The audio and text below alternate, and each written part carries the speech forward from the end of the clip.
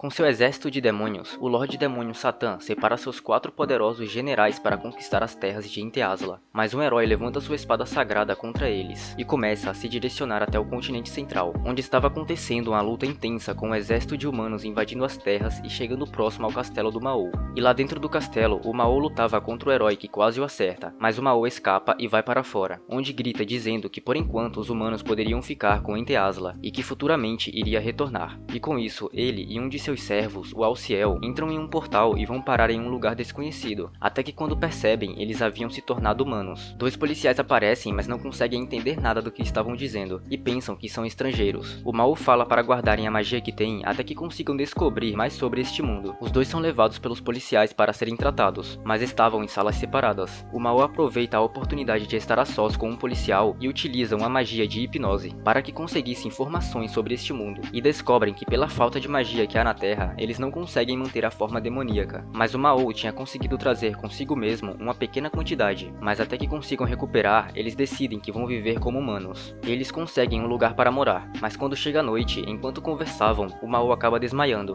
mas aconteceu por causa da fome, já que ele não sabia que corpos humanos precisavam comer para sobreviver. Eles acabam percebendo que precisariam trabalhar para conseguir viver, e começam a preencher formulários, e com o registro familiar feito, o nome do Maô ficou como Maô Sadao, e o do Alciel agora é Asha Shirou. Após estarem um pouco mais estabelecidos, eles ainda passavam por dificuldade financeira, e estavam quase sem nada para comer, além de hambúrgueres e batata frita, que o Maô consegue em seu trabalho. E na chuva, o Maô estava indo até seu trabalho, e enquanto esperava para atravessar, uma garota aparece e ele a entrega seu guarda-chuva, e sai correndo em sua bicicleta. E já em seu trabalho, ele atendia as pessoas gentilmente, como uma pessoa normal, além de estar levando seu trabalho a sério para aos poucos voltar a ser Maô. Shirou também não ficava parado, ele começou a pesquisar por métodos para recuperar a magia, já que o objetivo do Maô não era apenas conquistar Enteasla, mas também o novo mundo onde estão. Começou a acontecer um terremoto, mas eles agiam como se não fosse nada. A Shiro, que é parceira de trabalho do Maô, estava deprimida por sempre derrubar batatas fritas no chão, e a chefe deles, a Mayumi, entra na sala e fala para voltarem ao trabalho, para assim conseguirem atingir o maior número de vendas. E enquanto Maô preparava as batatas, ele percebe que ainda não estavam prontas, e começa a pensar se as batatas fritas fritaram a fritadeira, e entra em desespero, ao ponto de pensar em usar magia para consertá-la. Um pouco depois, enquanto estava para baixo pelo que aconteceu, Mayumi chama o Maô, e enquanto esperava por ela, ele pensava se iria ser demitido, mas Mayumi aparece e fala que não era más notícias, e que ele iria passar a ser funcionário de tempo integral. Ele volta para casa todo animado para contar a Shirou, mas acaba se encontrando novamente com a garota de mais cedo, e ela o pergunta se ele tentou usar magia, e assim o Maô percebe que ela na verdade é a herói Emília, e esse encontro aconteceu por causa que Emília entrou no portal que o Maô havia criado. Ela tem o objetivo de matar o Maô e acaba sacando uma faca, mas o Maô a deixa envergonhada quando diz que era uma faca de apenas 1000 ienes. E além do Maô, a Emília também podia usar seus poderes, e sem tempo para conversas, ela parte para cima do Maô, mas os dois acabam indo até a delegacia por estarem brigando, e o policial achava ter sido uma briga de casal, e Emília acaba ficando toda envergonhada, mas quando voltavam, ela fala que iria poupar a vida dele por enquanto. No dia seguinte, Emília estava incomodada por ter encontrado o Maô, e de noite, enquanto o Maô jantava, Emília aparece batendo na porta de sua casa, mas Shirou a tranca, e Emília começa a chorar do lado de fora por estar sendo ignorada. O Maô a deixa entrar e ela fala que estava sozinha nesse mundo, já que o sacerdote Ouba não conseguiu entrar no portal antes dele fechar, e ela logo em seguida começa a criticar a forma de vida atual do Maô, até que ele fala que iria conquistar o Japão, começando pelo lugar onde trabalha, já que lá possui o que ele chama de sistema de promoção de meio período para tempo integral. Emília acha a ideia ridícula e resolve ir para casa, mas antes fala que seu nome no Japão é Yusa Emi, e desde quando encontrou Maô, Emi passava os dias observando como Maô iria agir, e ver se iriam fazer algo suspeito, até que ela vai onde ele trabalha, mas ele ficava apenas se fazendo de besta. Mais tarde, antes de ir para casa, Maô se encontra com Emi, que fala que estava observando por dias, e pergunta se ele iria continuar vivendo no Japão, pois caso ele fosse, ela não teria motivos para matá-lo. Mas o Maô se recusa, e fala que iria voltar para reconquistar Enteasla, e logo acaba caindo de sua bicicleta, já que estava com o pneu furado, ou era o que pensavam, pois eles estavam sendo atacados por magia, mas não sabiam de quem. Maô e Emi conseguem fugir, mas logo começam a se culpar pelo fato de terem sido atacados, e o Maô vai embora para sua casa, mas tinha um chiclete colado em seu tênis, e o que aconteceu é que Emi havia deixado a carteira cair, e pede envergonhada para que dormisse na casa do Maô. Ele deixa que ela dormisse em sua casa, mas empresta 1000 ienes para que partisse logo de manhã,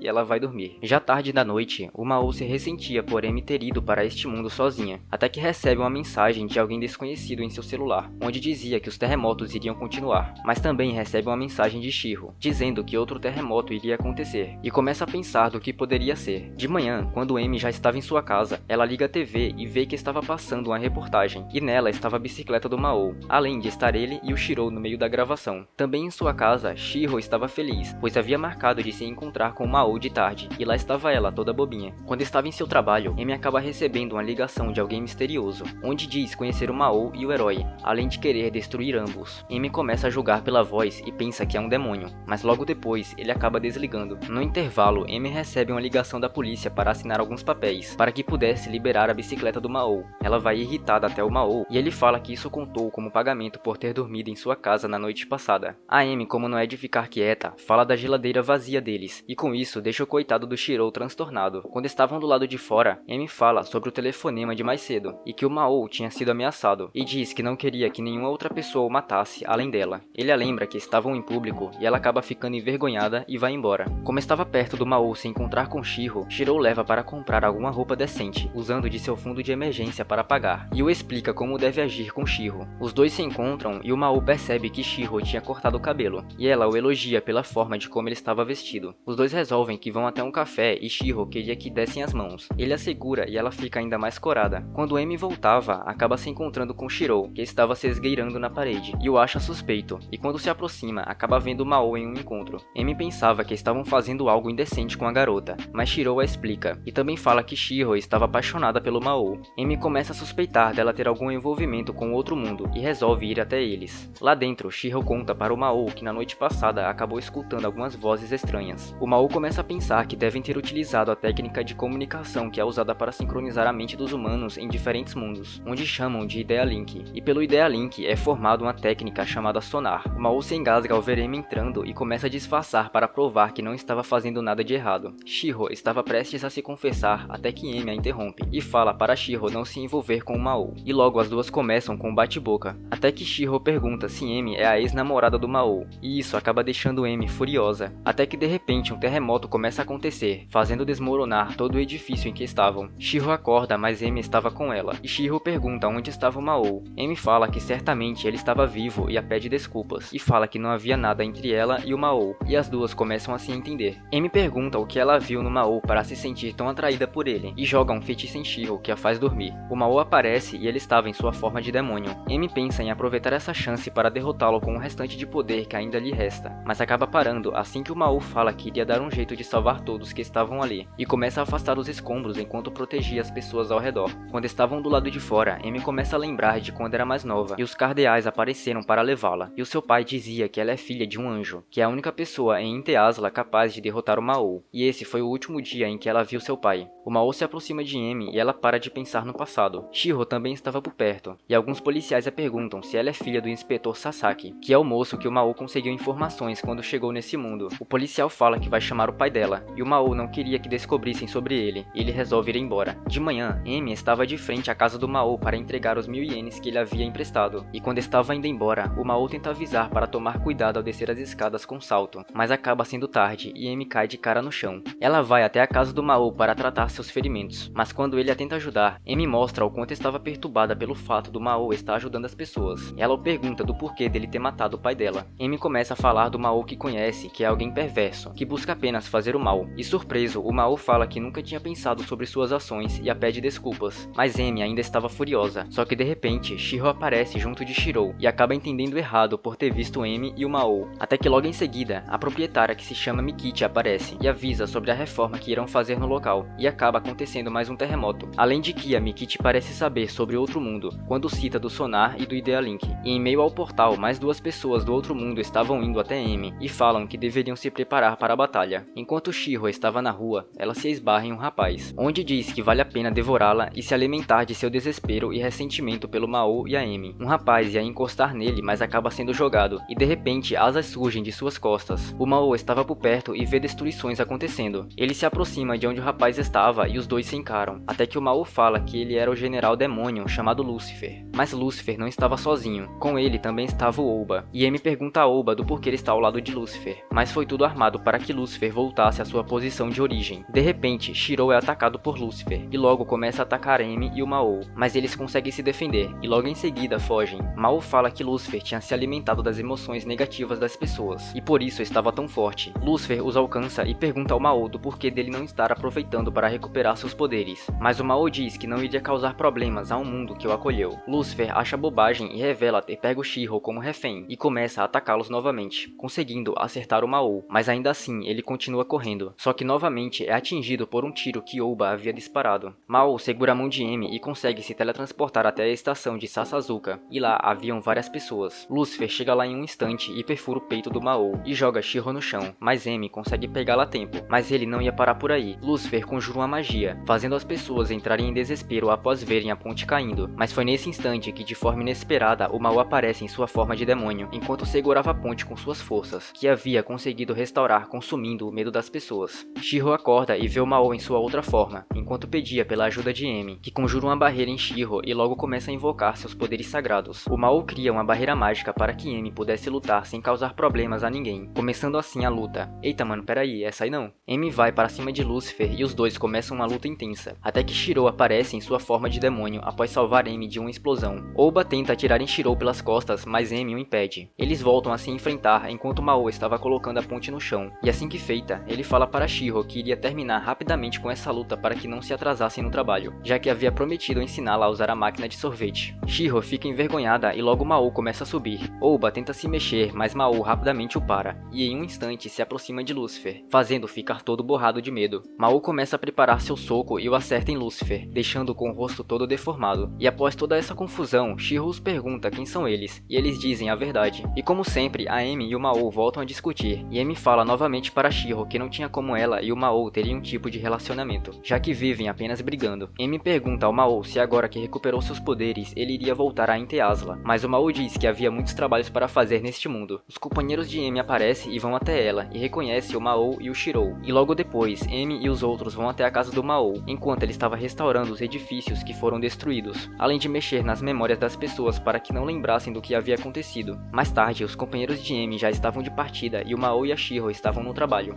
O Mao fala que poderia apagar as memórias dela também, mas ela apenas o chama de idiota. E por hoje é só, pessoal. Deixa aí nos comentários caso queira que eu traga parte 2 e não esquece de deixar o like. É isso e até a próxima. Tchau!